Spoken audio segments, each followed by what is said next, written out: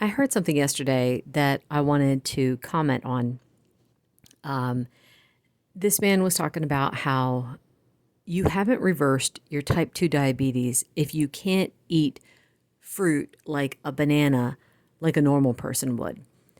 And I was thinking how funny that was that that was the standard that he put out there.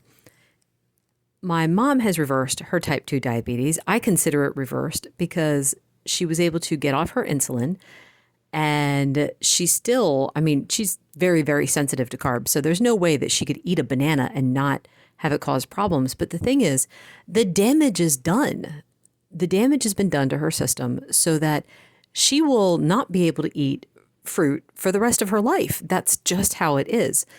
And I was thinking for people to say, well, you should be able to eat it like a normal person and not have it bother you. It's like, well, how do you know that it's not bothering the so-called normal person? So here's the thing. I'm going to put up a couple pictures. For those of you who are just listening, I'm going to put up a couple pictures of two pieces of fruit that I thought was very, very funny. So the first one is what watermelons look like. This is a painting from the 17th century. This is what watermelons used to look like.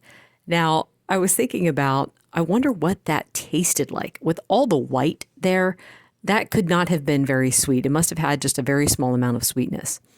And the next picture I'm going to show is of a banana and how much you would actually be able to eat around all of those seeds and how sweet would that be? Now, one of the things that we do know, this is a fact, so many fruits have been cultivated to be sweeter. So they are not in the original form that they were in when they first popped up out of the ground, however many years ago, right? So I was thinking about the argument where people are like, well, God made it, so it can't hurt me. It's like, well, no, that fruit that you're eating now is, God allowed it to grow. However, that's not what God made in the beginning. When God created the heavens and the earth, he saw that it was good. What he created in the beginning was good for us. It's man that's altered things to suit his tastes, not what God's tastes were. So I was thinking about how all the fruit sugars are processed by the liver. So you can imagine us eating, these days, us eating the fruit that's supposed to be so healthy for us. It's so much sweeter than what our system was created to process. So it's going to damage things a lot sooner. This is why type 2 diabetes used to be something that was rare. It was something that only older people would get. And when I say older, I mean like if they were living into their 70s.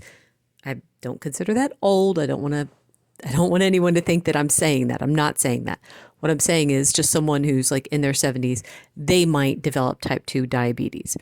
But nowadays we're seeing people getting it so much younger, in their 50s, in their 40s, in their 30s. And there are people now, you hear about children who are getting type 2 diabetes. It's like, well, are they all just eating garbage foods? Aren't there some who are probably, their parents are probably trying to feed them pretty well?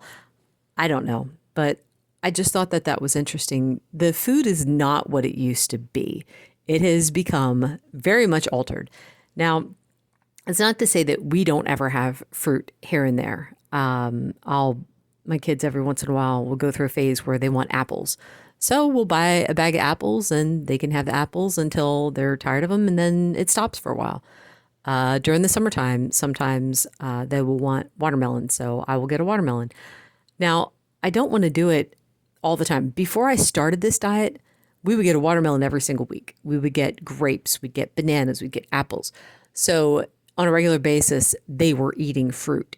And so was I. I was eating it too.